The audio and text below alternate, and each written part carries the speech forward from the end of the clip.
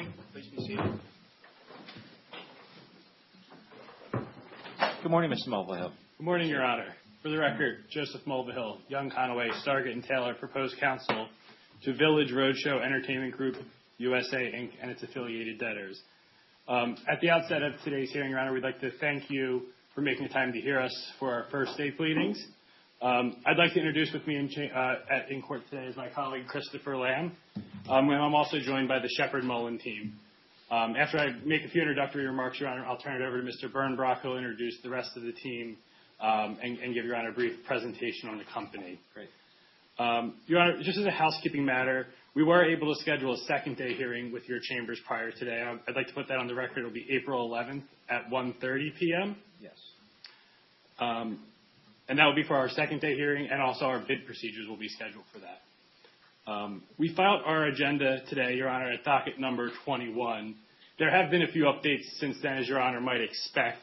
Most importantly, a revised budget was filed at docket number 47 with respect to the DIP. I wanted to make sure Your Honor had that. If not, I can hand up a copy at the appropriate time when we get to the DIP motion. Okay. We'd also like to thank Ms. Sierra Fox for working cooperatively with us in advance of the hearing. We've been able to resolve, I believe, almost everything for the routine first days, Your Honor. I will say we're completely resolved. There'll be a couple revisions that we're going to put on the record as we move through, I believe, with respect to cash management. Okay. We are 95% of the way there on the DIP, Your Honor, still incorporating comments from various parties, which we will get to. I believe there's one open issue with the U.S. trustee. And those will be addressed in due course as we move through the hearing. Finally, Your Honor, we have two declarations in support of our hearing today. The first is from Keith Mabe. He is our Chief Restructuring Officer. That is our first day declaration filed at docket number 2. At this time, Your Honor, I would move that into evidence. Does anybody object to the admission of Mr. Mabe's declaration purely for the purposes of today's hearing? Okay, I hear no response. Mr. Mabe's declaration is admitted. Is there anybody who'd like to cross-examine Mr. Mabe? I hear no response. Thank you, Your Honor. The second declaration is from Mr. Kutso Nicholas, who is our investment banker. That's in support of the DIP filed at docket number 10. At this time, Your Honor, we would also like to move that into evidence.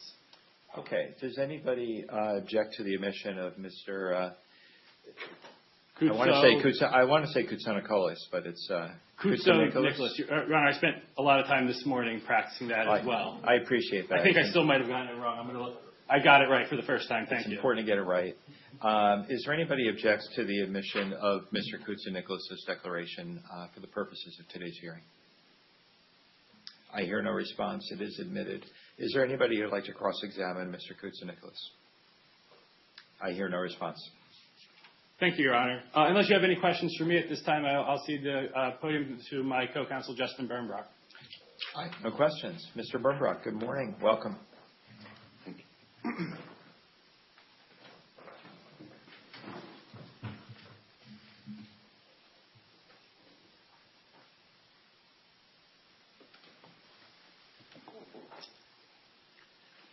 Good morning, Your Honor. Justin Bernbrock of Shepard, Mullen, Richter, and Hampton proposed counsel to the debtors and debtors in possession. Your Honor, I'd like to echo Mr. Mulvihill's thanks to Your Honor and Your Honor's staff for accommodating the hearing today. Also to Ms. Sierra Fox for working with us over the weekend, late hours, and we're very appreciative for those efforts. On the walk over to the courtroom this morning, it occurred to me with 3 first-day hearings in this courthouse that the great obsession of every debtor lawyer at the first-day hearing is to make a splash. And given that these debtors are in the entertainment business, I thought that I might try to reenact the great scene from Willy Wonka and the Chocolate Factory, where Gene Wilder appears frail and fragile as he's leaving the chocolate factory, only to plant his cane and do a somersault. And I thought that might work, although I'm no Gene Wilder, and the last time I did a somersault, I have a broken leg on account of it. Your Honor, I do want to make some additional introductions. My partner, Jennifer Nasiri, is with us in the courtroom, our colleague, Alyssa Paddock, and Matthew Benz. We've also got, as Mr. Mulvihill said, Mr. Keith Mabe, who's the Chief Restructuring Officer of the debtors. Mr. George Kutso-Nicholas, proposed investment banker to the debtors. We've also got a number of folks on the Zoom line, notably the company's Chief Operating Officer, Mr. Louis Santor, and the company's General Counsel and Secretary, Mr. Kevin Berg. There are also members of the board on the Zoom as well. Also in the courtroom, the other great aspect of being a debtor lawyer is that when you have a new case, you make all sorts of new friends, and some folks who we hope will become friends. We've got counsel to the DIP lenders, Mr. Newton and his Delaware counsel in the courtroom.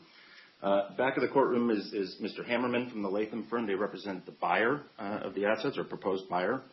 Mr. Gavant from Barnes & Thornburg. To my left is ABS trustee counsel. We've got Ms. Kaufman here, who's on account represents the various guilds, and her co-counsel, a very dear friend, Mr. Adut, is on the Zoom.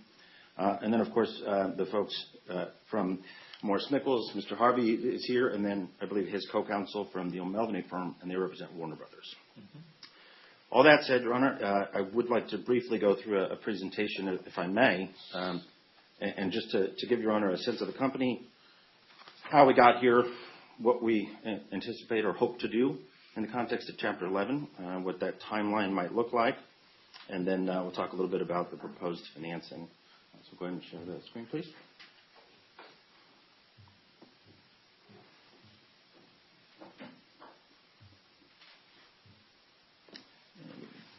Next slide. Next slide. So as Your Honor may have seen in the filings, Village Roadshow Entertainment Group is an independent motion picture and TV financier and production house, and has been operating since the late 90s, 1997, in fact. They've released and been involved with over 100 motion pictures. Some really interesting and critically acclaimed pictures, indeed. And the overall box office receipts on account of the projects is a little over $19 billion. 34 number one box office openings. In connection with the projects, 19 Academy Awards were issued and 6 Golden Globes. Some of the projects include The Joker, The Great Gatsby, the Ocean series, the movie Sully, the Lego movie, and the Matrix trilogy. I want to put a marker here.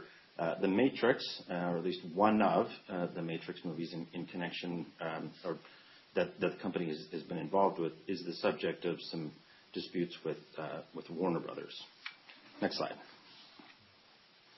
So when Village was created back in 1997, the idea was it would be an independent house that would partner with major studios to co-finance projects and also share in the upside of those. And you see here the various dates when movies and other projects were released.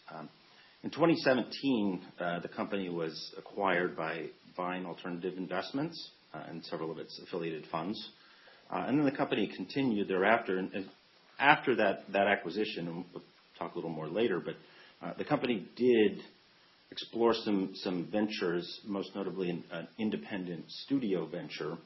And that's, you see at the top, the motion picture Cinnamon was one of the projects to emerge from that process. Next slide. So it's a complicated company. There's multinational components to the company. There's entities in Australia and the BVI in the United States, and those are really the main jurisdictions for the company's entities. There are two principal funded debt silos, what we commonly call the senior secured notes and the ABS or asset-backed securities facility.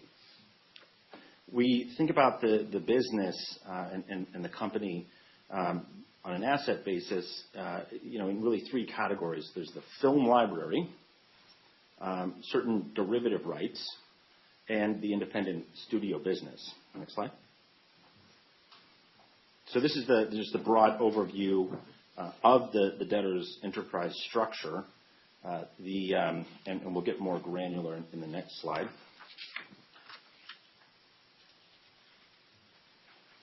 we will get more granular in the next slide. Perfect. So, Your Honor, what we are attempting to do here is show the entities in the structure that make up the film library, or these are the owners of the library assets. These entities are also sellers under the proposed stalking horse purchase agreement. They are also entities that are obligors under the ABS facility. And I do want to be very candid and clear, as you'll see, the boxes that are outlined in the red, those are entities that are involved in the Warner Brothers arbitration. So there are claims by Warner Brothers at entities that own library assets.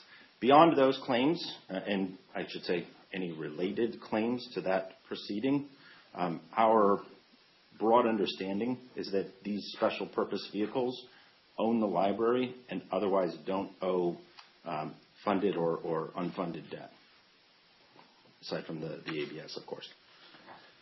So the next category, of value across the enterprise are what we colloquially call the derivative rights, and these are independent intellectual property rights to make derivative works from the underlying copyright or the underlying project in which we own an interest.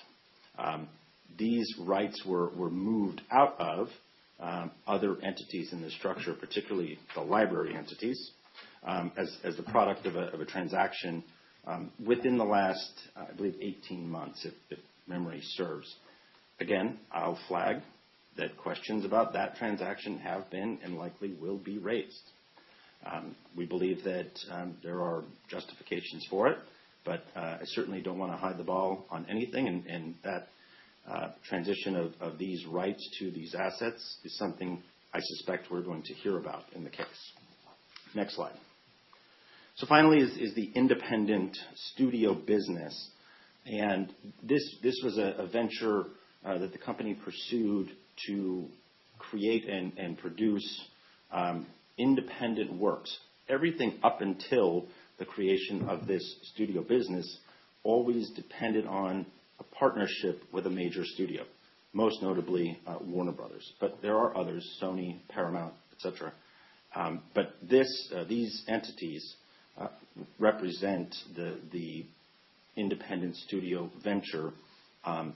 The claims, a fair number of claims set forth in the debtor's top 20 list of unsecured creditors arise from this business activity.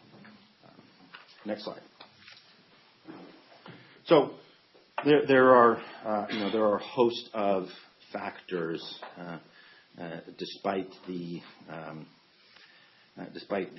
media's focus on the dispute with Warner Brothers, which is a factor, but it is one among many.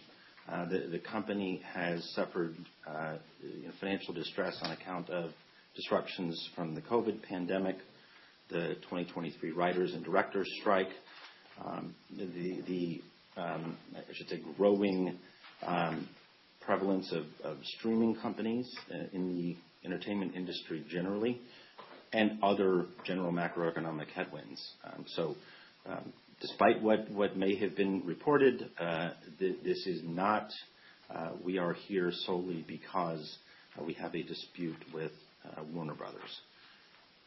The liquidity crisis, really at the end of in the final analysis, arises from the independent studio business's failure to really, catch any altitude on the projects that it produced and made, and the loss of our largest studio partner. The relationship with the largest studio partner, coupled with the inability to, or I shouldn't say inability, I should say that the projects just did not take off, as it were.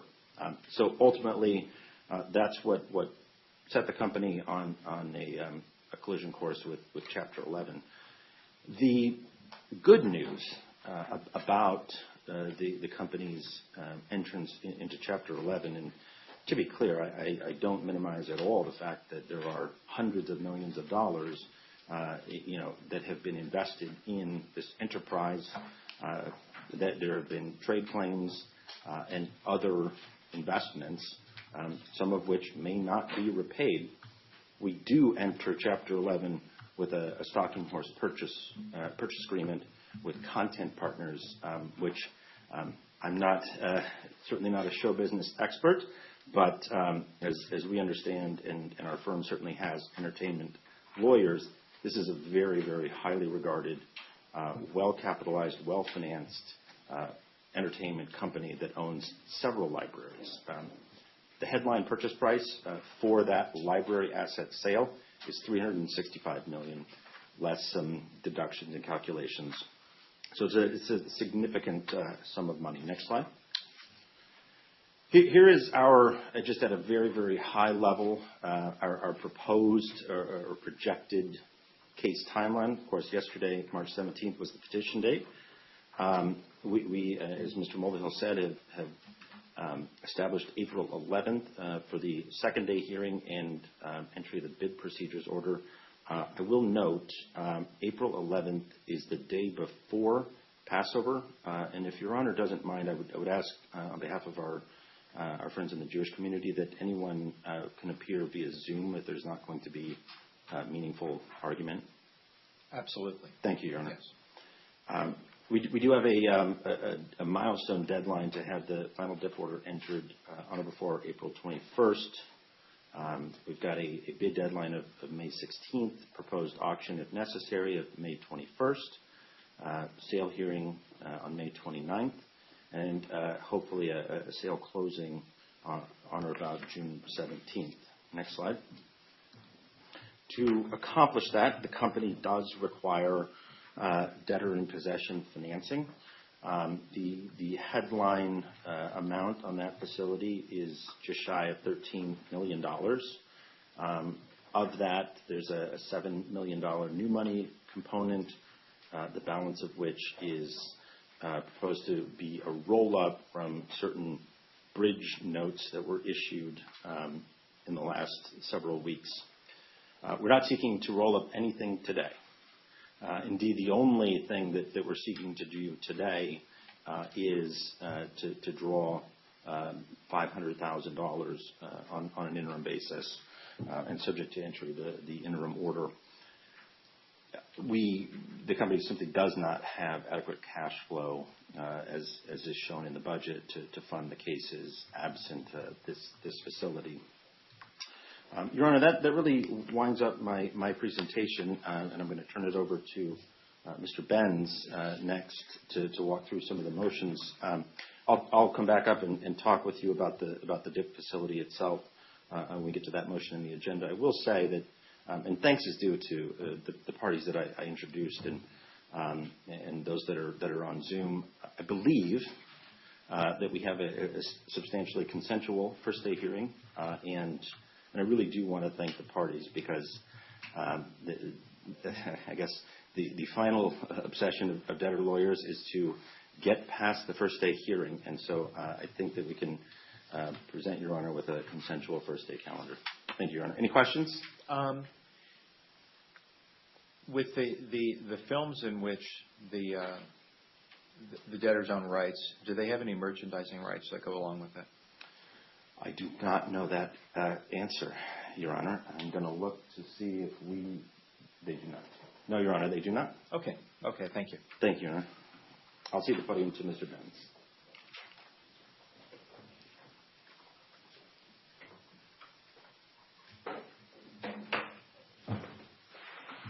Good morning, Mr. Benz.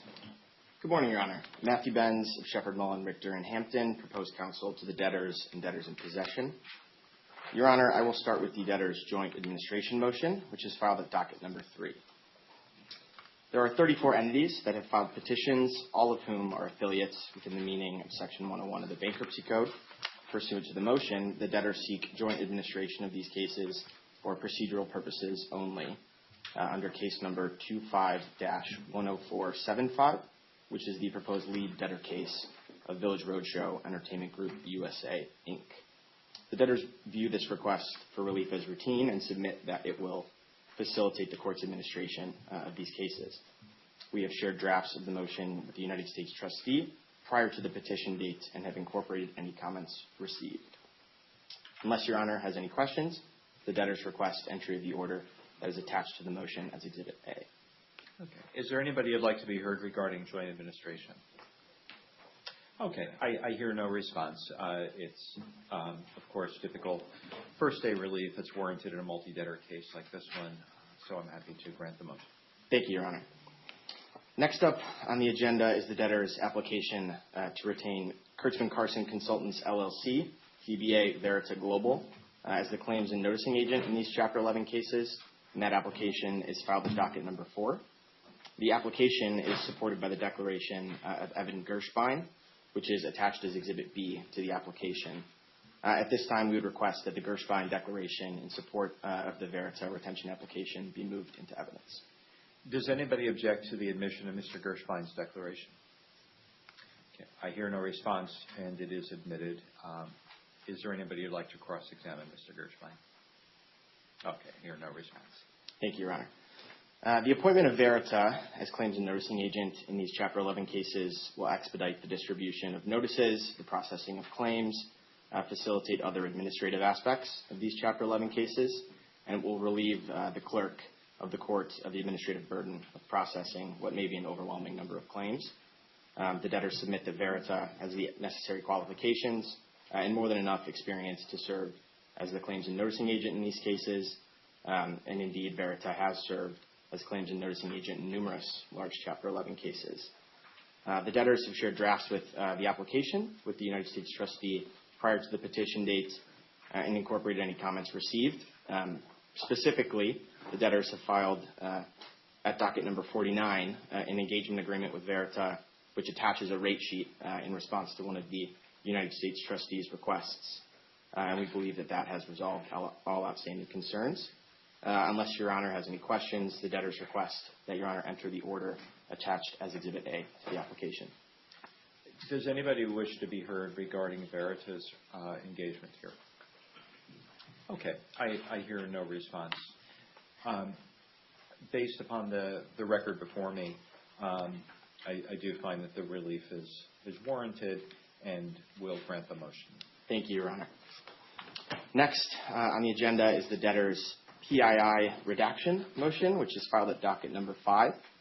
Pursuant to the motion, the debtors seek authority or entry of interim and final orders authorizing the redaction of certain personally identifiable information of individuals contained within the debtor's consolidated list of creditors and certain other filings within these Chapter 11 cases that may contain similarly personally identifiable or otherwise sensitive information of individuals. The debtors submit that cause exists to redact PII from the debtor's filings due to concerns of identity theft, harassment, stalking, phishing scams, and other similar concerns. The debtors propose to provide unredacted copies of all redacted filings under seal and to provide the courts and the United States trustee and other parties in interest upon request with copies of those unredacted filings. We have shared copies of the motion, drafts of the motion with the United States trustee prior to the petition date and incorporated any comments received. Unless Your Honor has any questions, the debtors respectfully request that Your Honor enter the interim order attached as Exhibit A to the motion. Does anybody wish to be heard regarding the PII motion? Okay. I hear no response. Based upon the evidence before me in the form of Mr. Maeve's declaration, I do find that the relief requested is necessary to avoid the immediate and irreparable harm to the debtor, and therefore I'll grant the motion on an interim basis. Thank you, Your Honor. Next on the agenda is the debtor's taxes motion, which appears at docket number 6. Pursuant to the taxes motion, the debtors request entry of interim and final orders authorizing the debtors to pay certain pre-petition taxes and fees due and owing to taxing authorities, and these taxes arise in the ordinary course. The debtors remit the taxes and fees to various foreign, federal, and state, and indeed local government taxing authorities. And these taxes and fees relate to certain property, income, sales and use, GST, i.e. goods and services taxes that are incurred in these jurisdictions in the ordinary course of business. The debtors believe that the relief requested is appropriate because the failure to pay such taxes and fees could subject the debtors to penalties and fees imposed by the various taxing authorities, and incurring these penalties and fees could jeopardize the debtors' operations in a material manner and also jeopardize the debtors' restructuring efforts more broadly. Pursuant to the motion, the debtors are requesting authority but not direction to pay $2,700 in taxes and fees on an interim basis and $16,700 on a final basis. We have shared drafts of the motion with the United States trustee prior to the petition date and incorporated any comments received. And unless Your Honor has any questions, we would respectfully request that Your Honor enter the interim order attached to the taxes motion as Exhibit A. Does anybody wish to be heard regarding the taxes motion?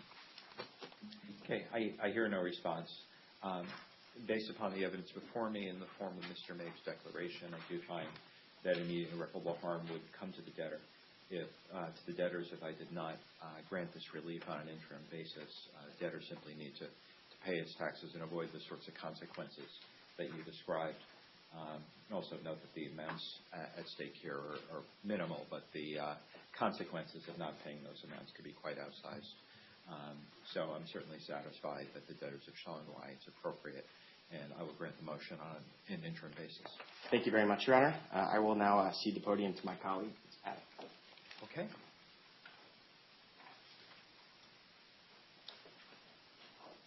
Welcome, Ms. Paddock. Thank you. Good morning, Your Honor.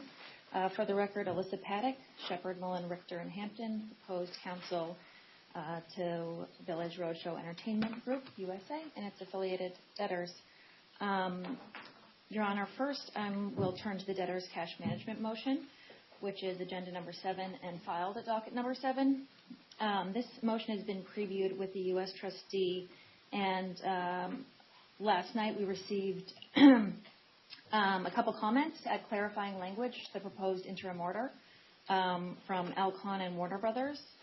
Both of those comments have been incorporated and, again, shown to the U.S. trustee. We actually have a new red line that's fresher than the one that was sent to the court this morning. If I could bring it up to you. Yes, please. May I approach? Yes, you may. Thank you, Ms. Paddock.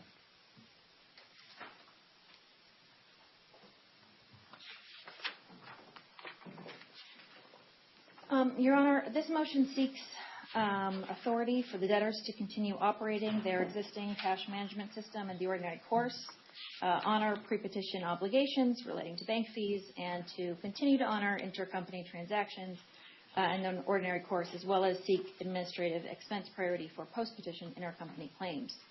The debtors' cash management system, like most, is designed to collect, transfer, and disperse funds through the debtors' operations and to accurately record such collections, transfers, and disbursements. Continued use of this cash management system is critical to supporting the debtors' current operations, and I can provide Your Honor with a quick overview of the schematic attached to the motion as Exhibit D. Certainly. Your Honor, as you will see here, while the debtors technically have 21 bank accounts, they only operate and control 6. The bottom 14 accounts are all restricted and operate at the direction of the ABS trustee and pursuant to various transaction agreements. Historically, the debtors only receive money from those accounts on a quarterly basis for a servicing fee that's calculated every quarter and differs from quarter to quarter.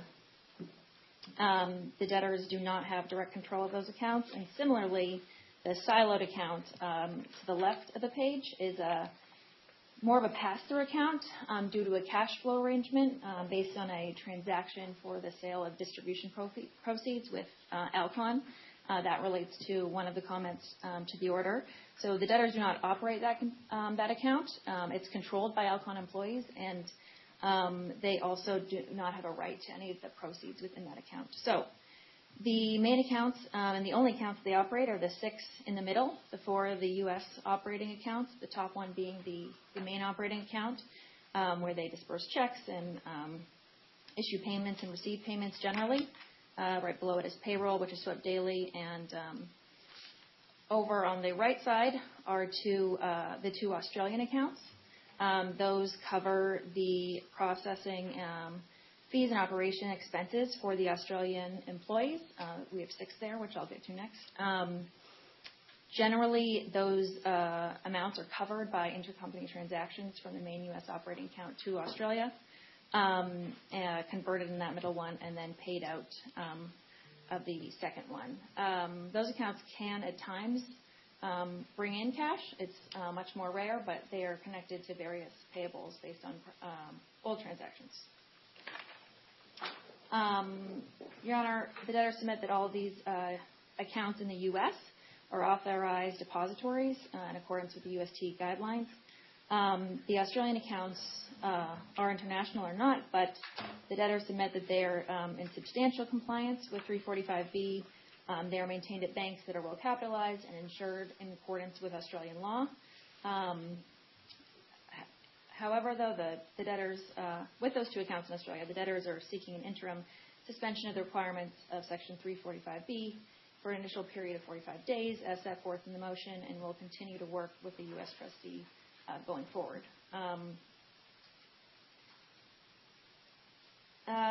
So, with all that background, as set forth in the motion, the debtors are seeking authority to continue to engage in routine intercompany transactions and honor intercompany claims in the ordinary course. The debtors maintain all of their records of their transactions and record them as receivables and payables. And importantly, the debtors will not be transferring any amounts to non-debtor affiliates during these cases. Debtors are also seeking administrative expense priority for intercompany claims post-petition.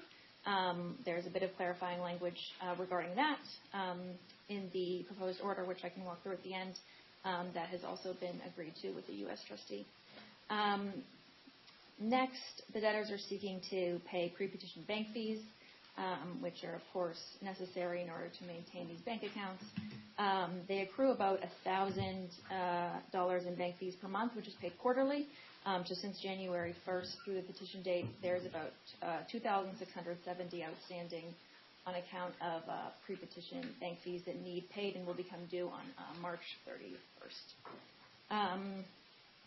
Finally, from a substantive standpoint, the debtors are seeking to utilize their current business forms, as changing forms would be unnecessarily and unduly burdensome and expensive for the estate. All of the requested relief in this motion, Your Honor, is standard with the precedent in this court, and the debtors submit that any disruption to the current cash management system would substantially diminish and impair the debtors' efforts in these Chapter 11 cases. As set forth in the motion, Bankruptcy Rule 6003 is implied, and the relief requested the debtors believe is integral to their operations, and without it, the debtors would suffer immediate and irreparable harm to their estates. If Your Honor would like, I can walk through the changes in the order. Right. It looks like paragraph 8 have the language that you just mentioned about the ordinary course intercompany claims. And that was agreed to with Warner Brothers and the U.S. trustee. And then paragraph 9 just adds the clarifying language from Alcon with respect to those accounts that the debtors have but do not operate. Okay. So unless there's any other questions, I would request entry of the interim order as previewed in the red line, to Your Honor. Okay. Today. Let me first ask if there's anyone in the courtroom who would like to be heard regarding the cash management motion. Mr. Harvey, good morning. Good morning. Excuse me. Good morning, Your Honor. And for the record, Matthew Harvey from Morris, Nichols, Arston, Tunnel. I rise to simply thank the debtors for resolving this comment with us, and also to introduce my co-counsel, Mr. Stephen Warren from O'Melveny Myers. We represent together Warner Brothers Entertainment, Inc. and certain of its affiliates. And I know Mr. Warren had a few comments he wanted to provide the court, and whether it's appropriate to do that now or in connection with the DIP, I just wanted to introduce him and offer that to Your Honor now.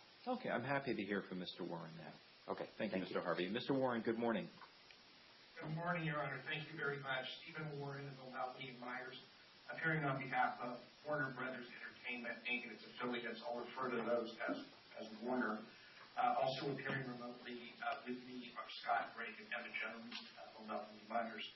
I want to thank the court initially for allowing us to appear remotely. I'm in California, and my colleagues are in Texas. We'd be there if we physically could have. So I appreciate the kindness that your office has shown us and allowed us to appear remotely. I'll probably save most of my comments, perhaps, for when we get to the depth. That's probably the meatier section, so perhaps we can talk again then. I do want to thank the debtors for adding the language here and clarifying that the intercompany transfers will only be ordinary course and will be subject to the rules in terms of value being received to these states. So thank you very much for that clarification. And we'll be back. We'll be back at the different stage. All right. Okay, thank you, Mr. Warren. Is there anybody else in the courtroom who would like to be heard regarding the cash management motion? Okay, I hear nobody in the courtroom. Mr. Rubenstein, good morning. Good morning, Your Honor. Jim Rubenstein of Logan Road, counsel to Alcon Entertainment and its affiliated companies, including Apollo Pictures. First, Your Honor, thank you again for allowing us to appear remotely at the hearing on such short notice. It's greatly appreciated.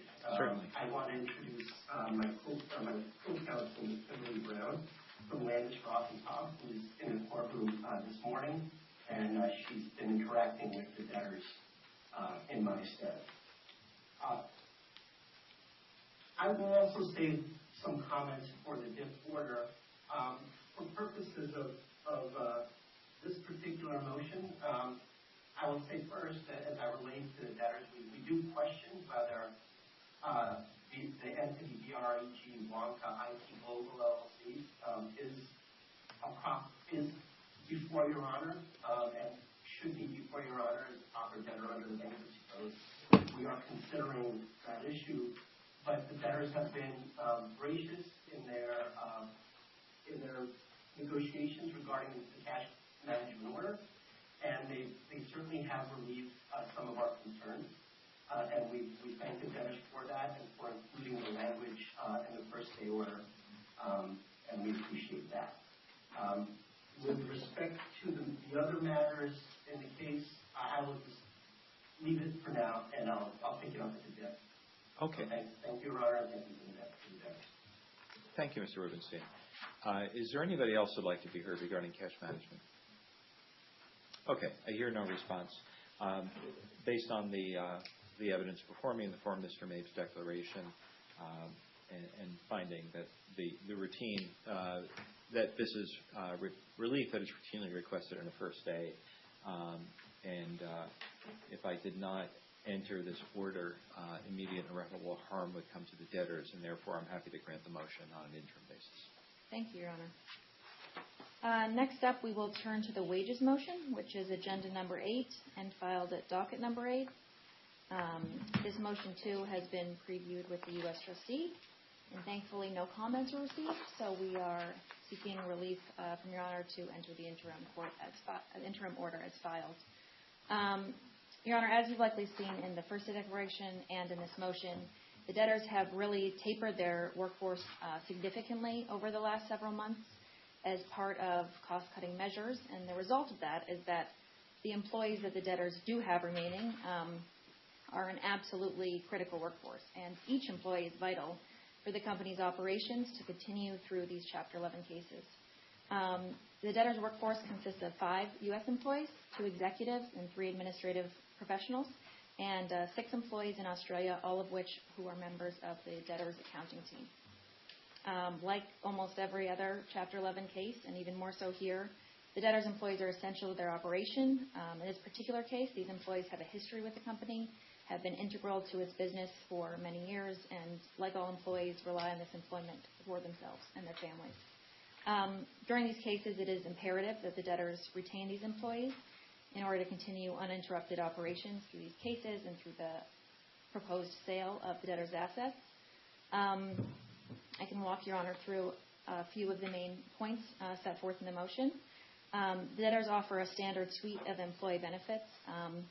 And as you'll see in the motion, the amount that the debtors are seeking to pay for outstanding pre-petition amounts is actually quite low. This is an account of a payroll that went out on Friday the 14th. So the only amount of wages that have accrued since are over the weekend. I do want to bring Your Honor's attention to one thing in the chart that is in the motion. The chart conflicts with the body of the motion a little bit and does not request amounts for reimbursable expenses, which are things like business expenses, credit card payments.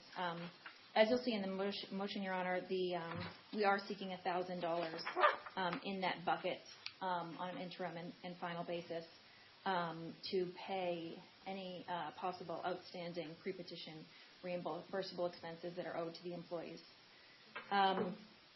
As Your Honor will see, the kind of main buckets that have outstanding amounts are the employee leave benefits, which are generally comprised of accruing PTO in accordance with company policy, both in the U.S. and Australia.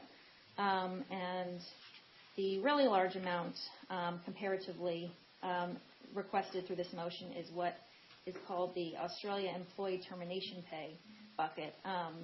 This is on account of two different concepts that are required under statutory law in Australia, which is the Australia Employee Termination Pay and then the redundancy pay. Those are both required under Australian law, and I think it is important to note here that while we are seeking authority but not direction to pay this on an interim basis, we do not currently anticipate a cash payment will go out. This is an amount that is accrued pre-petition and that could become due at any time, and that is why we are seeking Your Honor's authority to pay it at any time when it becomes due in accordance with Australian law. I would again note that Rule 6003 is implicated, and for the reasons set forth in the motion and stated here, the ability to pay the employees that we do have and maintain their benefit programs through these Chapter 11 cases is absolutely critical to prevent irreparable harm. Unless Your Honor has any questions, I would request Your Honor enter the interim order as attached to the motion. Is there anybody who'd like to be heard regarding the wage motion? Okay, I hear no response. Based upon the evidence before me in the form of Mr. Mabe's declaration, I do find that immediate and irreparable harm would come to the debtors if I did not grant this relief. It's unthinkable that the employees should have to continue to work while there's uncertainty about whether they can even be paid timely for the work that they performed for the debtors pre-petition and receive the benefits that they count on and they bargained for in connection with their employment. So I'm happy to grant this motion on an interim basis. Thank you very much, Your Honor, and I will now cede the podium back to Justin Burnbrock. Okay, thank you. Mr. Burnbrock. Thank you, Your Honor. Thank you, Your Honor. Bear with me one moment, please.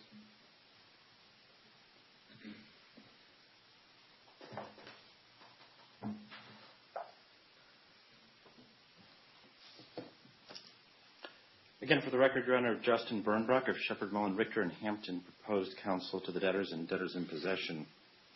Your Honor, the final item on today's agenda is item 9, docket 9, the debtor's motion for authorization to enter into and borrow under the proposed debtor in possession financing facility.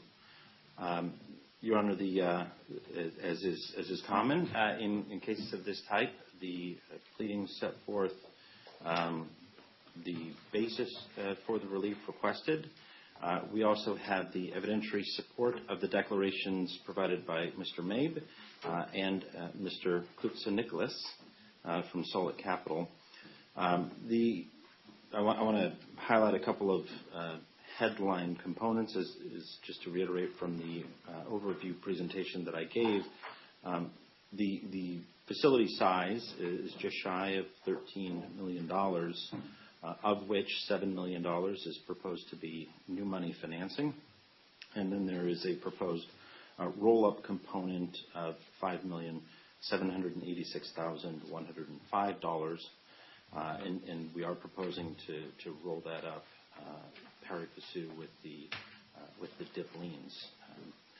There's a standard carve-out in the proposed DIP order, and other packages, or let's say a broader package of components afforded for the benefit of the DIP lenders and certain other parties, most notably adequate protection for certain pre-petition secured parties, the ABS trustee and their counsel, as well as the senior secured note holders as well.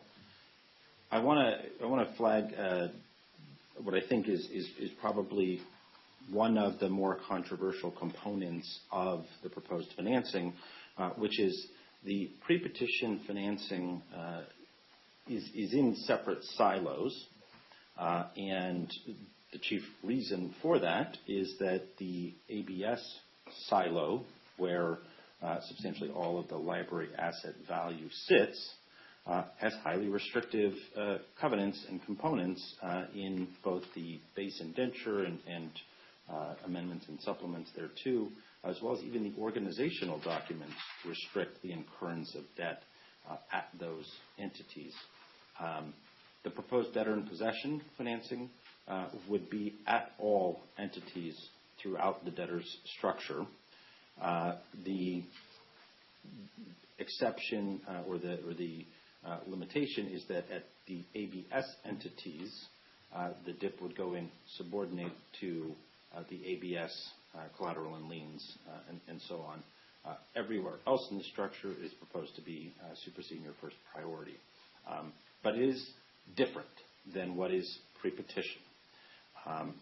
We've done some research on this point. I think that the leading case is Henry Vanguard Diversified, 31 BR 364, which comes from the Eastern District of New York. I think a Judge Duberstein decision, if I have my facts right.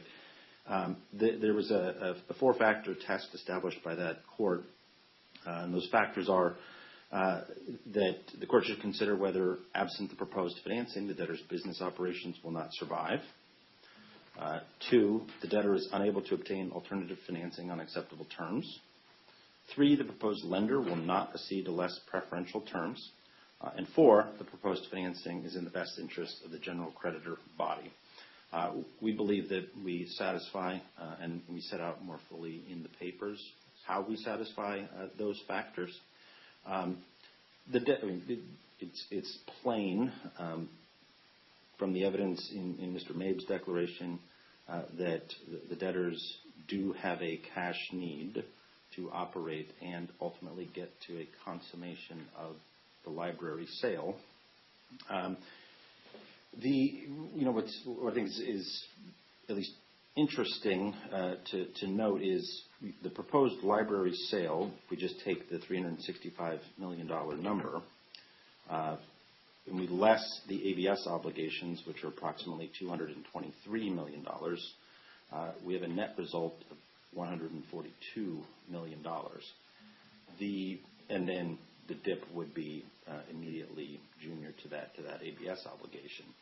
So at those ABS entities, where we believe the only material potential creditor is Warner Brothers, we have excess proceeds of approximately $140 million, or $130 million if you were to assume that the DIP were to be fully funded and repaid.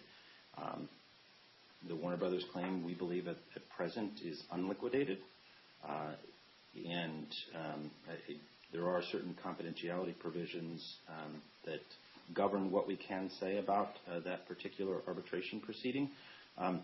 But there are significant excess proceeds, and I'm sure, and certainly not representing that Warner Brothers believes that those are sufficient to satisfy its claim, or that they're insufficient, or that the debtors assert otherwise. The point is that is a significant sum of money that creates a cushion at those ABS entities, again, where no other material unsecured creditors sit. The Vanguard decision, Your Honor, just to button that up, was recognized by Judge Stickles in this court in the Inri Blink Holdings case, as well as the Inri Mondi Holdings case. And I believe those are cited in our papers. If not, we have the case numbers we can provide. So I do want to talk about a couple of other components here with respect to Mr. Rubenstein and our friends at Alcon. The broader arrangement or business deal and transaction between the parties is that we, on a pre-petition basis, sold to Alcon the stream of payments in connection with the Wonka film. Not with Mr. Wilder. This is the newer one with the Chalamet fellow. The way that operates, or at least the way the stream of cash operates, is the money comes into a debtor, effectively a lockbox account. It is then automatically and without any action by the debtors swept and paid to Alcon. Some of the language that we have put into the proposed DIP order addresses that any liens granted in connection with the DIP order, any super party administrative claims, etc., do not and shall not encumber that which the debtors don't own. And I think it's fair to say that's a very reasonable ask by Mr. Rubenstein, and we were happy to incorporate it, and it accords with our understanding of the law. In a moment, I'll hand up a proposed order. We did receive a proposed paragraph from the Warner Brothers entities and claimants. And let me first say to each of Mr. Rubenstein and Mr. Warren, very, very grateful for your reasonableness, your willingness to work with us, and we hope that it spells good vibes, I guess, for the future, and because we may have to call upon those. The point, I think, of the Warner Brothers language, and it will and it shall speak for itself, and of course Mr. Warren will speak to it as well. It is to preserve the status quo as between the parties. There is permission to make the initial funding. However, to the extent that it is subsequently determined by this court or other court of competent jurisdiction that there are infirmities or other limitations with respect to what's proposed in connection with this facility, there will be another opportunity, particularly in connection with the final order, to revisit that. And certainly our sincere hope and my commitment to Mr. Warren, his colleagues, and his client is that the debtors are prepared to do whatever possible to resolve that in advance of that final order hearing. Mr. Adut, my dear, dear friend, it warms my heart to see him on the Zoom screen.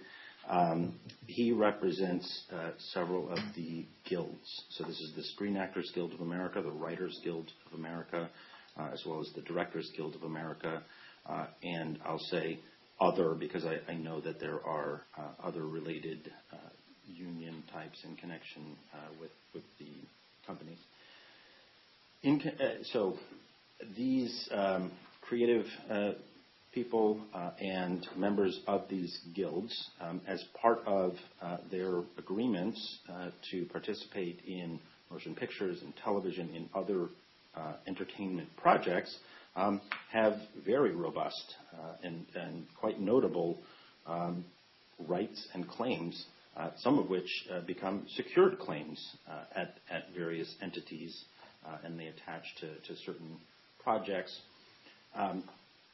We, in the very short time between petition date and this hearing, have not had, and it would be unfair to Mr. Adut to say that we have had nearly enough time to go through and make sure in each and every instance, whether there's a valid or lien claim or whether amounts are due and owing, My representation to Mr. Adut when we spoke yesterday was that we will work between now and the final order to determine what those claims are, if any, and treat them as the Bankruptcy Code requires, whether that's by adequate protection payments, whether that's through additional lien, whatever the law provides, they will get.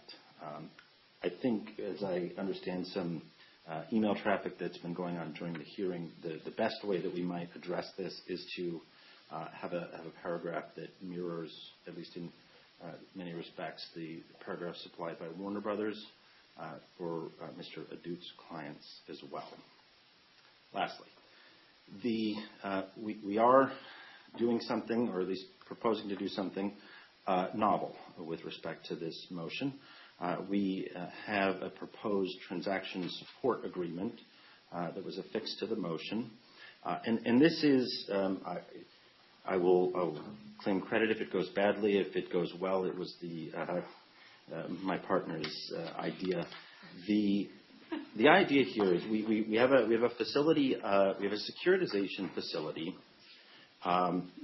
where, while we know the holders and we know who the trustee is, were we to have had substantive engagement with those holders in a very limited pre-petition window, we would have infected them with material non-public information, restricting their ability to trade.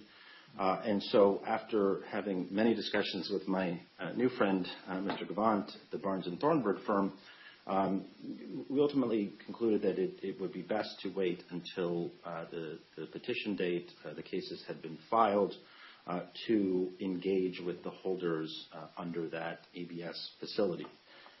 That, of course, puts Mr.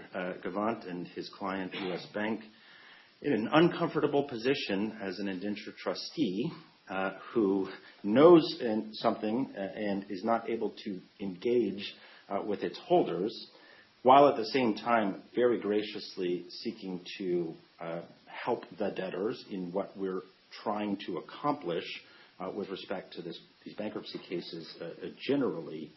And the farthest, and to his credit, the farthest that I could push Mr. Gavant was that we would agree to a form of transaction support agreement, very similar to a restructuring support agreement, whereby we have made various commitments to the ABS trustee and the holders thereunder. They have made or proposing to make commitments to the debtors.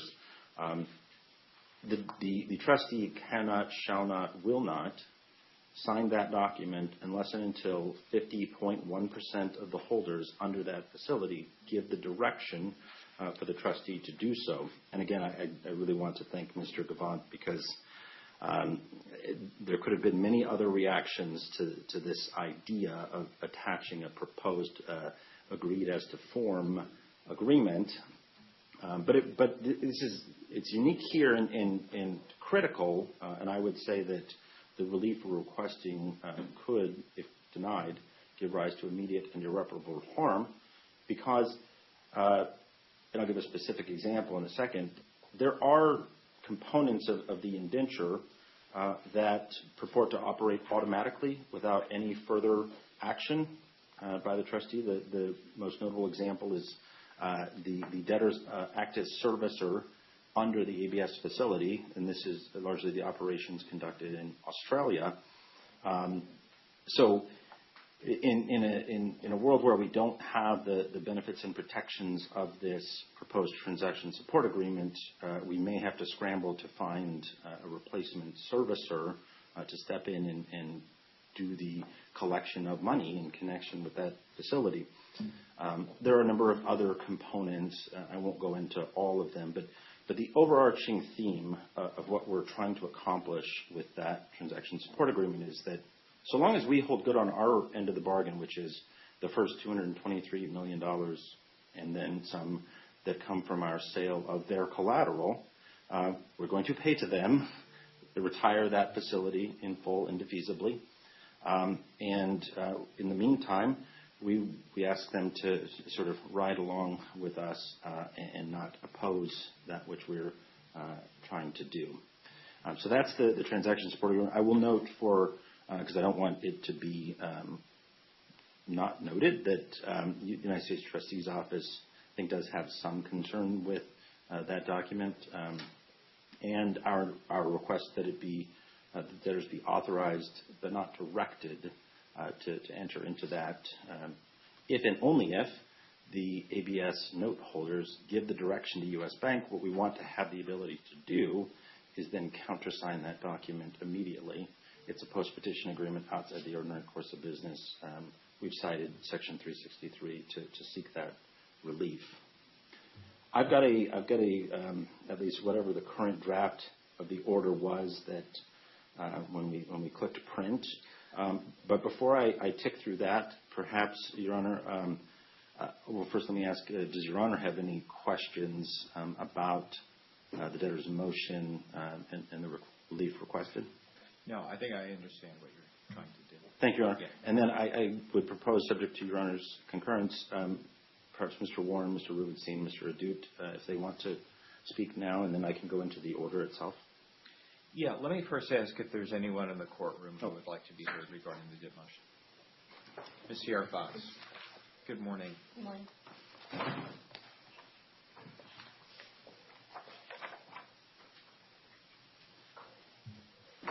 Good morning, Your Honor. Rosa Sierra Fox on behalf of the U.S. Trustee.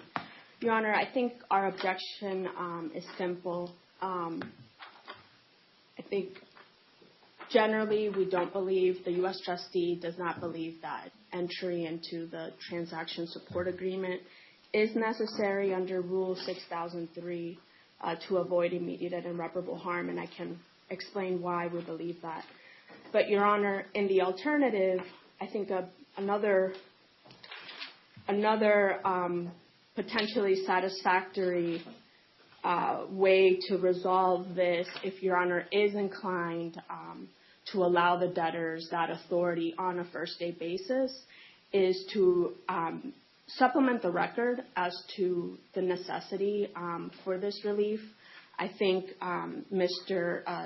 Bainbrook's introduction and argument was certainly helpful, but I do think that as far as evidence on the record on this point, the best I think that's been addressed here is the Chief Restructuring Officer's declaration at about paragraph 21. Perhaps there's more of a proffer that the debtors can offer, so this court and the public can be rest assured that it is, there is a potential here for immediate and irreparable harm if the transaction support agreement, the debtors are not authorized to enter into that once the trustee has the authority from the requisite note holders. But, Your Honor, looking at the substance of the transaction agreement, I think, and I discussed this with debtors' counsel, I see it as a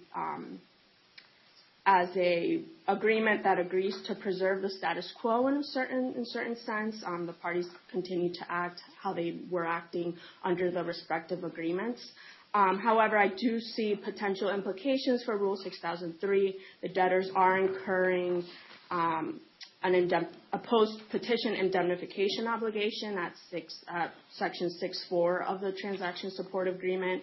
The issue about the servicer also implicates a potential assumption or of an executory contract. And like I said, Your Honor, and as I referenced, Rule 6003 does not allow the debtor to incur those types of obligations within the first 21 days of the case, unless it's necessary to avoid an immediate and irreparable harm. And, Your Honor, if the parties have agreed, and here meaning the ABS trustee and the debtors have agreed to abide by a certain set of conduct up through the interim hearing, I think the parties are certainly going to be well served by proceeding in that way, and they can certainly continue to act in that way up until the final hearing, when hopefully this agreement and notice of this motion and this agreement has gone out on notice as required by the rules. Simply put, Your Honor, I don't know, I guess what I don't know, and parties don't know what they don't know. So I'm not sure if this implicates the rights of other parties that have yet to appear, and even if those parties have appeared, whether they've had enough time to fully understand the implications of entering, the debtor having authority to enter into this transaction support agreement. So for those reasons, Your Honor, we don't believe, the U.S. trustee does not believe that the debtor should be authorized to do that, at least on an interim basis. And that's addressed, the relevant part of the order that addresses this, Your Honor, is paragraph 24. So to the extent there are, Your Honor's inclined to agree with the U.S. trustee in any way, I believe that's where we'd need to make changes to the order.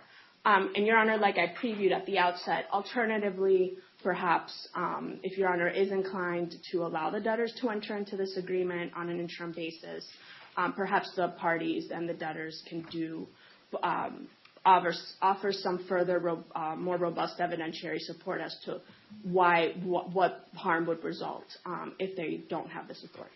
Okay. Thank you so much, Ms. Sierra. Yes, Mr. Gavant, welcome. Thank you, Your Honor. Aaron Gavant from Barnes & Thornburg on behalf of the ABS trustee, and I'm here with my colleague, Amy Tryon, also from the Delaware office. I was going to take the opportunity to introduce who my client is. Mr. Burnbrook did a phenomenal job, but obviously we are a primary stakeholder in this case, certainly in one of the silos that we've been discussing. We are just the trustee. I don't put just. I know we have an important role, but as has been explained, we are the legal title holder of the interests here, and we want to make sure we're acting for the beneficial interest holders who we have not yet had the opportunity to speak to. We do think this proposed sale, which is not up before Your Honor today, of the library assets is sort of the key component of the case. And so we have tried to work cooperatively with the debtors to repeat what was said in the papers and what's been said from the podium today. The debtors have been forthright with us. We believe we've been engaged in good faith negotiations. We understand what they're trying to do with the debt. We understand what they're trying to do with the sale. And it's really just due to timing that we have not yet been able to sign the transaction support agreement that is before Your Honor today. We worked on a structure that we think could get there. Would we, in other circumstances, potentially have been able to sign that pre-petition? Yes. Will we potentially be in a situation to sign that shortly? Also potentially yes. Also potentially no. We don't know yet. Subject to all, we filed a reservation of rights on these points. We don't know what our holders will say. But all of that is to say that we think there's real value for the debtors, obviously, in their case to make, but in keeping this case moving, and we're trying to be a helpful partner in that. And so, again, we have to speak to our holders, but we do think there is value in giving the debtors the authority to enter that agreement today, even if not the direction. But also wanted to answer any questions Your Honors might have on that structure. I think it creates an interesting issue, right? If you're not yet authorized to enter into the agreement, the debtor's asking me to approve something without it actually being, for want of a better term, right to be adjudicated. You may get there. You may not. You may get there on different terms. So if there's no actual agreement among the parties to enter into this transaction, then should I be approving it at all right now? So I understand what Your Honor is saying. Might take some issue with saying that we're not willing to enter into the agreement. There are two parties. Not that you're not willing. It's just that you're not there yet. Correct. I think the point that you made, and I read your written submission as well, is that you need to talk to the holders. So you're kind of in an in-between position right now. You know what you're recommending to them, I suppose, but you don't know yet if you have the consent of the client to do it. And that's right. To speak really just in practical terms rather than legal terms, this is probably the most efficient way to do it. If holders do support this agreement, we will be in a position to move quickly, and I know there's time pressures here. So, again, we're trying to be good partners. Yeah. And so, yes, to your point, Your Honor, if we get approval on this form, which the trustee is willing to sign, this is the best way to move quickly, but confirm that we do not yet know how holders will react. Yeah, understood. Okay. Thank you, Mr. Cook. Thank you. I appreciate it.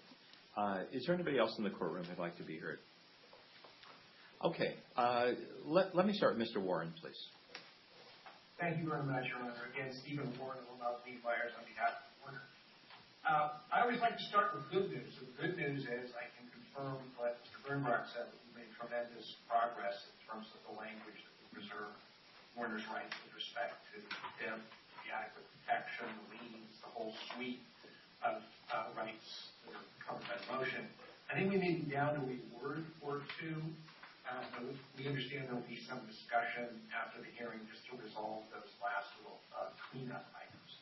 But the gist of it is that all of Warner's objections that it would otherwise be presenting today can be heard as final. They're all preserved with respect to the liens, the adequate protection. We do consent to the $500,000 going out. At no point battling over that sum of money given the numbers here.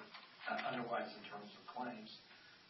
But there are protections for our rights under contracts and lien that's granted in rights with contracts with us are subject to those contract rights.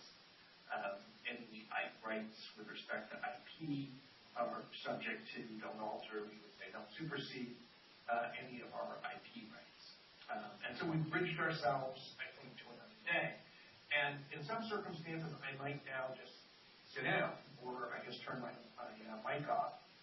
But with the court's indulgence, I'd like to spend a little bit of time addressing points that Mr. Bernbrock raised in his initial presentation. In part, table setting, but I always think it's odd when parties reserve rights and then don't explain at all what it is that they're preserving and why it's relevant. And I'd like to, with the court's indulgence, spend a couple of minutes doing that. Your Honor, the parties' relationship covered to some extent by the main declaration, but it really goes back to 1998, and it covers a huge suite. I think it's over 90 theatrical films that you would recognize: The Matrix, Ocean's 11, Sherlock Holmes. Warner is the creative spark in all of these franchises. It has the exclusive right to create the content, decide whether a film will be produced, and what the film will be and what its content will be. That's exclusively Warner. What Village has had under the parties' agreement is a financial interest. It can co-finance those pictures, and if it does, it gets a participation. It shares the revenue stream. And so when we hear about the library assets, we're talking about those films that have already been produced, there's money coming in, and it's getting split. That's the library. But there's also a right in certain circumstances, the derivative assets, for new motion pictures. Warner, with respect to these existing franchises, decides to create a new film. In that event, then Village can co-finance. At the beginning of our relationship, our Village was a family-owned Australian company. It's since owned by a high-powered private equity firm, and you heard a decision was made to fundamentally alter their business model. They went from financing motion pictures created by others to creating their own content, and they candidly admitted that that effort resulted in failure. And unfortunately, from our perspective, when that failed, Village failed to live up to its contractual obligations with respect to co-financing. The dispute between the party grows out of the Matrix franchise, Matrix Resurrection. That was a co-financing arrangement. We had understood that Village had committed to co-finance. Based on that reliance on that commitment, Warner spent $200 million to produce the film, $100 million to market it, and then Village did not step forward and provide the co-financing. That's led to a years-long arbitration. It's gone on for quite a bit. I know there were some redacted sections. It is a confidential arbitration, and so some items can only be shared with the court through redactions in camera, clearing the corridor, however one might do that. But there's some things I can share with you. The first thing is we very much contest, and you won't be surprised to hear, some some of the characterizations in the redacted section regarding what happened in the arbitration. And I can share some other facts with you because they're not confidential. They've either been disclosed or we have the right to do so. Liability has already been determined. The arbitrators have already decided that Village breached its obligations with respect to the Matrix project. That's done. All that's left is to determine those damages. And again, with respect to the public record, I can tell you, Warner took the position at the inception of the dispute that it was owed approximately $100 million, maybe a little bit more, and that number hadn't gone down. So that, I think, sets kind of the goalposts of the dispute. I really did appreciate the presentation and the candor to the court that there are some real concerns about transactions that took place here. After Warner Brothers succeeded in establishing liability in arbitration, the derivative assets were moved out of the entities that were obligors, Warner Brothers, into newly created special purpose entities for $1 a piece. These are rights that Village had taken the position were worth quite a lot of money. And for $1, they transferred them out, and then we subsequently found out that those new entities guaranteed and pledged those derivative rights, which could not have been pledged under the agreements with Warner up to the parent's death. And we've taken the position that the transactions were a fraudulent transfer. We don't take the position that pledges were fraudulent, intentional or constructively fraudulent transfers, and Mr. Burnbrock has flagged that for you. With respect to the assets, Your Honor, if I could just spend a moment, the schematic that was provided was really very helpful to us. I'm sure it was to the court too. The last page of the May declaration is that schematic showing kind of the broad outline of the debts. It's also, I think, at paragraph 17 of that declaration. If you look, the library assets, that's what's being sold here, over $300 million. If you look over on the right lower section of the schematic, you see those entities. There are 4 entities that have red boxes around them. Those are the ones that Warner has sued or is pursuing in the arbitration. They own the library rights, the income stream that comes in from the films. And you'll see there's no, the silo, I think, as Burnbrock called it, of the notes, senior notes. They're not there. No brain.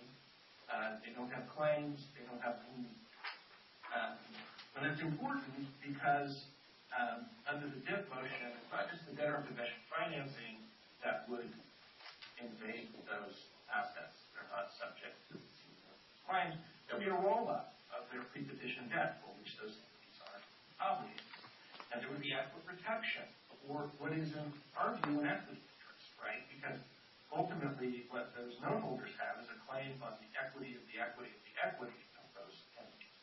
And we don't think you can bootstrap equity into a super priority claim by adequate protection going ahead of the creditors. And the derivative rights we already talked about, that you see that in the schematic, those green entities down at the bottom. Those were the beneficiaries of the $1 transfers.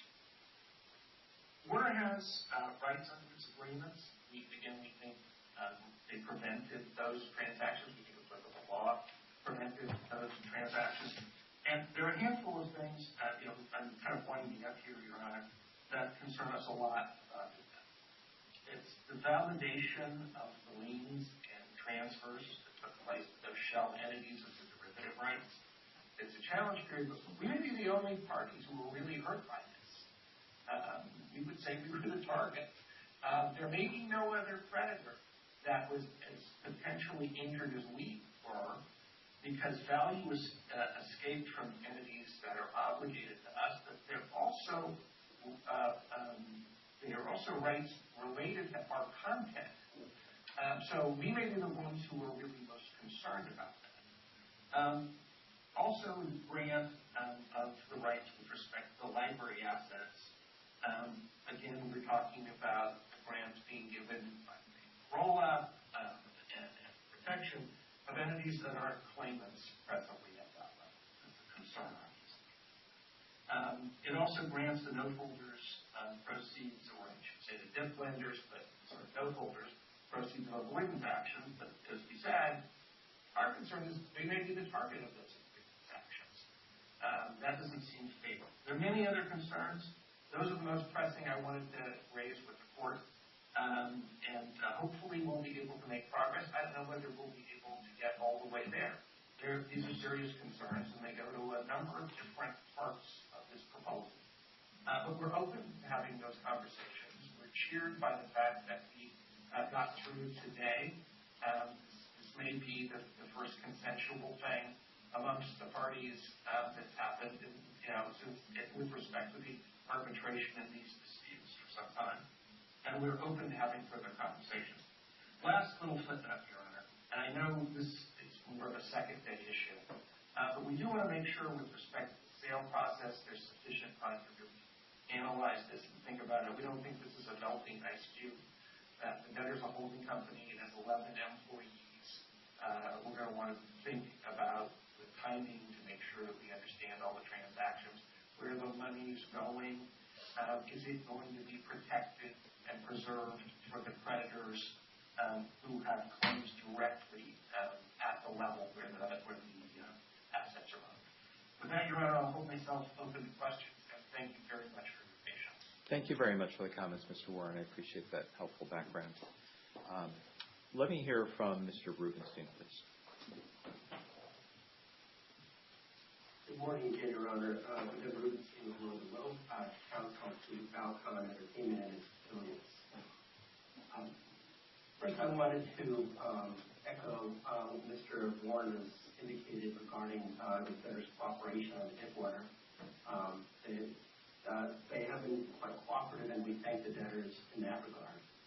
But in terms of, I only rise for the one issue of setting the stage and issues that Alcon may be bringing to Your Honor's attention down the road.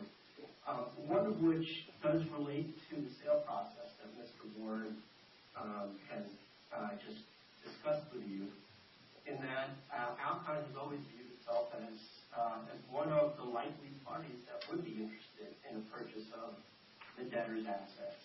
And while the debtors may have a different view of things, it's certainly Alcon believes that it was not afforded the opportunity to make a bid in this process, despite its efforts leading up to this filing. And so you will be hearing about this, I suspect, down the road. But I just wanted the court to be aware of the fact that it shouldn't be a surprise that Alcon is an interested party here, and Alcon expects to be heard with respect to the procedures motion coming down the road. Thank you, Mr. Rubenstein. Mr. Adu, good morning. Welcome. Good morning, Your Honor. It's nice to see you again. Good to see you. Bush Coffee on behalf of the Entertainment Guild. Your Honor, I rise very briefly, primarily to give thanks first to the court for allowing us to appear by Zoom today, as well as on April 11th. I am in Los Angeles, and it is very much appreciated. My colleague Susan Kaufman is in the courtroom today as well. Yes, she is. Mr. Bernbach accurately presented the situation with the guilds. We want to sort of endorse his commentary with respect to the fact that our interests in cash collateral as they relate to the DIP have not really been fully vetted. We proposed some language just this morning via email during this hearing, which we presume will be accepted, but we still need to sort of finalize that. I'm assuming that it is accepted or something similarly is accepted. The guilds are comfortable moving forward. I guess the only other point I have is that I'm also pleased to be able to reaffirm my friendship with Mr. Bernbach on the record. Since he opened that door, I thought I might as well validate his comments. Other than that, Your Honor, again, thank you for taking the time. It's much appreciated. Thank you, Mr. Adu. Is there anybody else who'd like to be heard concerning the DIP? Mr. Samus. Morning, Your Honor. Chris Samus here from Potter Anderson today on behalf of the note holders, along with my co-counsel, Mr. Newton from MoFo. Mr. Newton would like to make a couple of comments surrounding the DIP. Certainly. Thank you, Your Honor. Mr. Newton, great to have you here. I had the pleasure of admitting you to practice pro hoc vice this morning. Yeah, thank you very much, and thanks for the time. I rise similarly, with a short set of comments, having heard Mr. Warren comment on his concerns about the DIP, and to briefly state, the DIP lenders, also pre-petition lenders to the enterprise, have been working with the company to provide some bridge financing over the course of the first quarter to allow the debtors to enter this process with a sale in place, which was signed up in February, and to allow for a smooth transition into the bankruptcy case and to allow for a sale down the road. They, in connection with providing that pre-petition funding, they did not obtain liens on the ABS collateral, in part because that would have been a default under the ABS facilities. We'll work with Warner Brothers during the course of the next few weeks here to address their concerns. As I mentioned, they included some reservation of rights language in the order, and we'll continue to work with them ahead of the final hearing. And as Mr. Warren said, hopefully we can resolve a number of those issues. But just wanted to comment on that aspect of the presentation. Given that Mr. Warner was commenting on the lack of liens there, there's a reason for it. It's not a massive amount. There's a lot more pre-petition debt, and the DIP lenders are not looking to roll up a lot of the pre-petition debt. But we wanted to make this process as smooth and hopefully as efficient and economical as possible, and hence the reason for the roll-up. I'll defer on some of the other issues that Mr. Warren mentioned. The transfer of derivative rights is certainly before my time, and I'm sure we'll have time to discuss that in due course and address it. But I just wanted to stand up for that purpose. Thank you, Mr. Newton. Thank you. Okay, Mr. Bernbrock.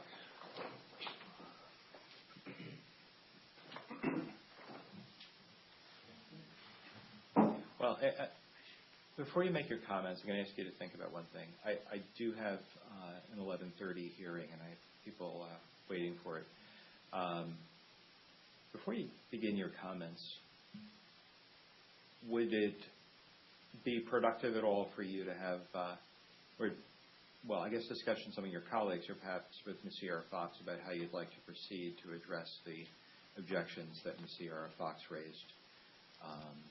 Or where do you see yourself with all that at the moment? Thank you, Your Honor. Justin Bernbrock of Shepard, Mullen, Richter, and Hampton, proposed counsel of the debtors. For a minute there, I was worried you were going to ask me to tap dance, which is I'm unable to do. With Ms. Sierra Fox, certainly happy to meet and confer and discuss potential workaround. Your Honor raised a couple of questions in connection with the transaction support agreement that I do want to try to address. In the event that this document changes, my understanding, or at least how we built this, the authority then falls away. We're only seeking the authority for this proposed document, and so while we did think about if there were, scrivener's errors or minor modifications, but where we sort of landed was if it changes at all, we have to come back to the court. With respect to the exculpation set forth that Ms. Sierra Fox raised, we bear the same obligations under the indenture. Those are secured, capital A, BS, capital O obligations. And so this isn't doing anything new that isn't already in existence.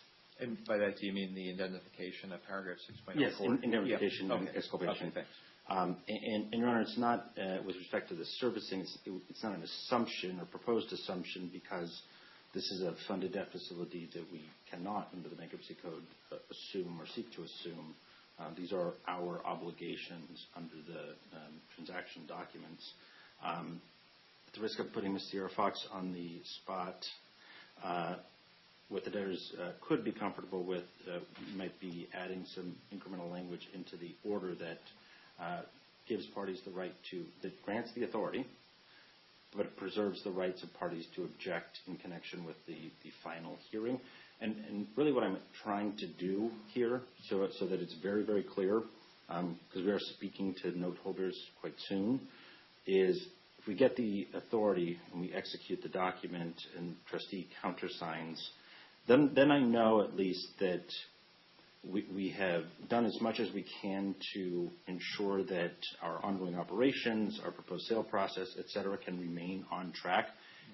There could still be, because the indenture only requires a simple majority of 50.1% of the holders to give the direction, a holder who says, I'm going to pursue my own rights, and the language I'm proposing would preserve the right of that non-consenting holder, non-directing holder to come in and raise whatever issues they might have.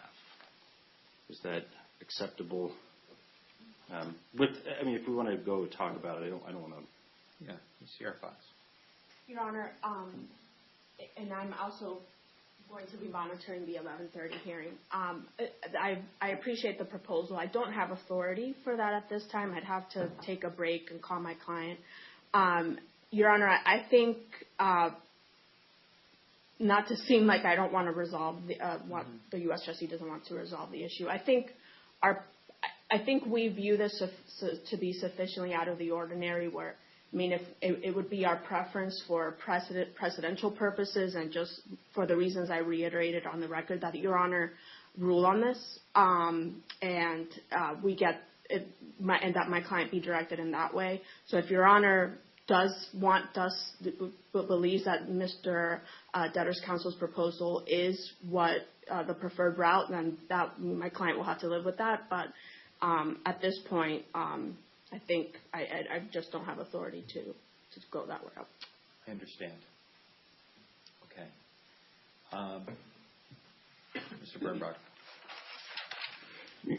Your Honor, in light of Your Honor's hearing at 11:30, I'm happy to briefly conclude, or if Your Honor, if we need to step away, looking to take direction from you, I wanted to make a couple of overarching comments in response to some of what we heard, but let me pause.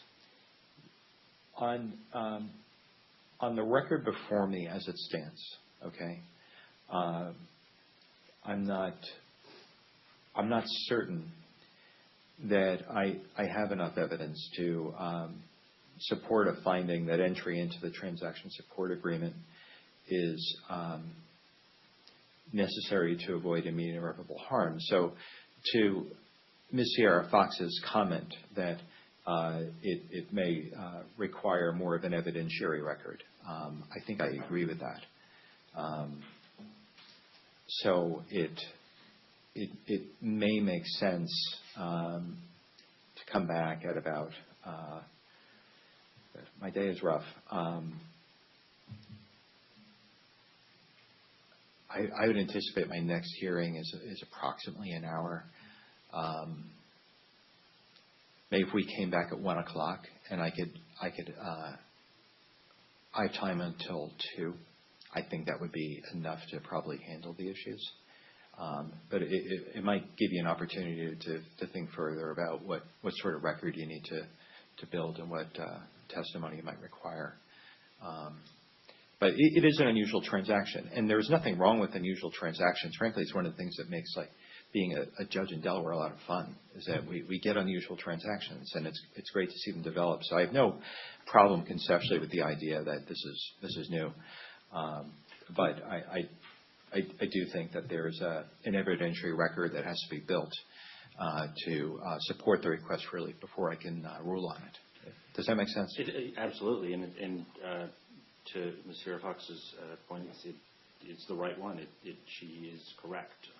And, of course, as is Your Honor, perhaps we could work with Ms. Sierra Fox. I know this isn't her evidence, but that which would satisfy her concern as to the threshold, understanding that doesn't satisfy Your Honor, but we could prepare a proffer submission that we may tender to the court, perhaps by filing that. And because there are a number of other, I think, components in the order that we want to work through with a number of parties. So what I'm suggesting then is we'll work with Ms. Sierra Fox as to that form of proffer. We'll tender it we'll file it with the court. And then after we've resolved the language with the parties, perhaps submit two versions of the order, one which authorizes that if Your Honor were to find that additional proffer was sufficient for the record, and then one order that does not have that authorization in the order. I'm trying to preserve your calendar and trying to, I know some folks have flights out as well, but just an idea. I understand. Now, Ms. Sierra Fox is going to be with me for the next hour or more.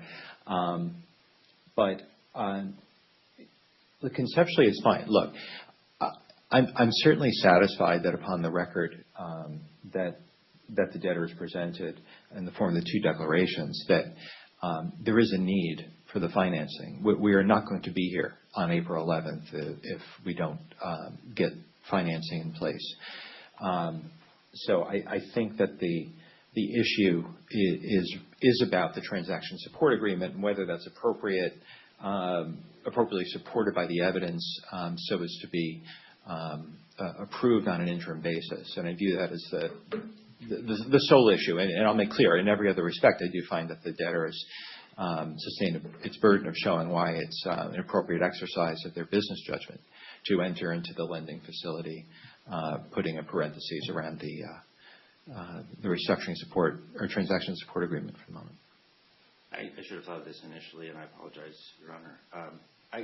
Perhaps we just make this a final order issue on normal notice. We'll supplement the record appropriately. If trustee gets direction, then I've got a signature page from U.S. Bank that says they're not going to do anything. And Mr. Devant has been eminently reasonable in all respects. I would be shocked to see that he would take action without at least first calling me. And so I feel reasonably comfortable. We'll just make this a final hearing issue, normal notice, and we can then supplement the record. I think that makes a lot of sense. You know, with first day hearings, one of the things that I think a judge always has to think about is who is not in the room simply because they don't know yet. They're pretty close to being ex parte hearings, right?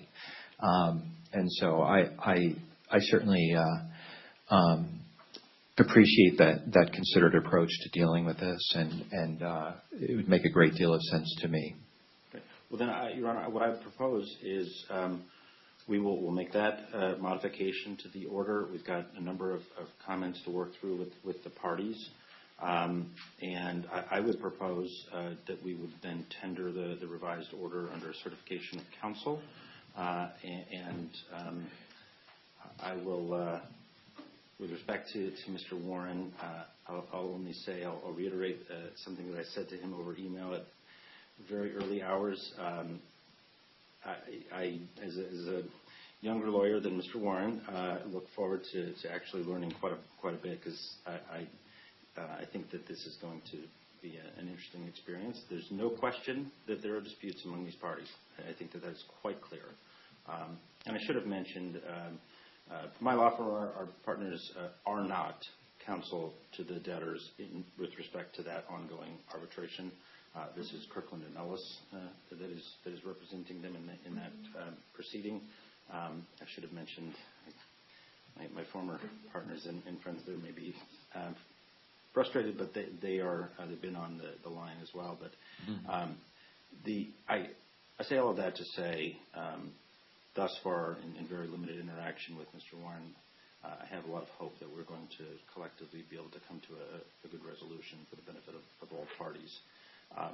Mr. Rubenstein, the marketing period is open. We look forward to your bid and any bid of any party, including Mr. Warren and the Warner Brothers studio. We're certainly happy to entertain any and all competing bids to the proposed transaction. With that, Your Honor, that does conclude the presentation. As I said, we would. Let me just ask one thing. I didn't ask Ms. Sierra Fox if that proposed resolution addresses her comments. Yes, Your Honor. Okay. Rosa Sierra Fox on behalf of the U.S. trustee. That addresses our comment. Okay. Just want to make sure. Yeah. Okay. Well, look, thank you for. I'm sorry, Mr. Mulvihill. Sorry, Your Honor, before you make your final comments, just one housekeeping matter on the orders. All of the orders have been uploaded, except obviously for the DIP and the cash management order. I just wanted to ask, Your Honor, would you like the cash management order with those changes under certification of counsel in the docket? Yes, please. Okay, so we will upload that, and then once we have sign off from all the parties, we will upload the DIP after the hearing. Okay, and to be clear, that April 11th will be the final hearing on the motions for which interim relief was sought today. That's correct, Your Honor. Okay, very good. Okay, I appreciate the presentations very much. This was really well done, and look forward to seeing you back on the 11th. If anything comes up in the course of getting all the final comments in on the DIP order, and you need anything, certainly tomorrow I can hear you, and certainly any party that would want to appear by Zoom would be just fine.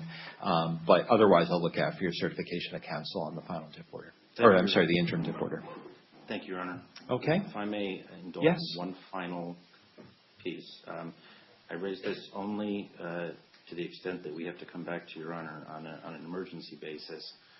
And I want to make very clear that there is a separate and distinct, although we share a common ancestry, a separate and distinct enterprise that operates under the Village Roadshow name in Australia. And they operate theaters, they operate theme parks. While the two at one time were related and connected, and there's a very small de minimis equity holding in the top co by some of those legacy entities. This is a different. This case is not that case. We have not filed bankruptcy for those companies and operations. It is a separate and distinct enterprise. However, somewhat unfortunately, we were served a notice dated today that on its face, Your Honor, is a violation of the automatic stay. I tell you that's our read, our interpretation of the action that's been taken. We are going to apprise that entity or those entities of the obligations under the automatic stay. And I'm very, very hopeful that we will be able to make clear what the automatic stay requires. If those conversations are unsuccessful, we may bring a motion to enforce the automatic stay before Your Honor on an expedited basis. Understood. Just want to flag that. Okay. Otherwise, Your Honor, thank you. Thank you very much. We are adjourned. Thank you.